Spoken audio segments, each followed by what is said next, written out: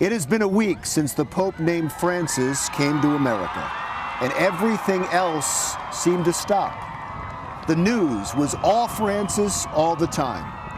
We were mesmerized by the simple, humble man who seemed to have but one message: love one another. It's a message that Christ brought to the world, and we desperately needed a reminder. When the Pope stood in one of the most famous dens of angry dissent in the world, he brought its leader to tears. The next day, Speaker of the House John Boehner suddenly resigned, as if he was moved by the Pope's presence to find another way. There were many historic speeches by Francis during his American visit. Not only was he the first Pope to speak to a joint session of Congress, but when he spoke at the UN, the Vatican flag was raised there for the first time. And his homily in Philadelphia Sunday night was delivered to what very well may be the largest gathering for an outdoor mass in American history. But it's not the giant crowds or the grand speeches that we will remember. It's the tender moments with everyday people along the way.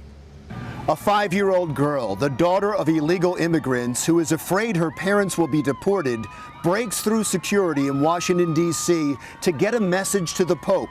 Secret Service stop her, but the Pope waves her forward. Message delivered. And in a lighter moment, the Pope takes selfies with giggling schoolchildren at Our Lady of Angels in East Harlem, New York. And then there was the most poignant moment. Just after arriving in Philadelphia, he tells the driver to stop the car. He gets out to walk over to a 10-year-old boy in a wheelchair, kisses him on the head, and blesses him. The boy's mother is overcome, but through tears, she simply says, "Thank you."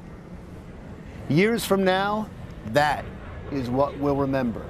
Not the grand ceremonies, but the tender moments that touched our souls. Francis was trying to teach us something in those moments. Teach us to be kind to each other, to love one another. It is the simplest gesture of kindness to those in need that can make a profound difference in the world, a profound difference in us. It's been a week since the Pope named Francis came to America and everything seemed to stop.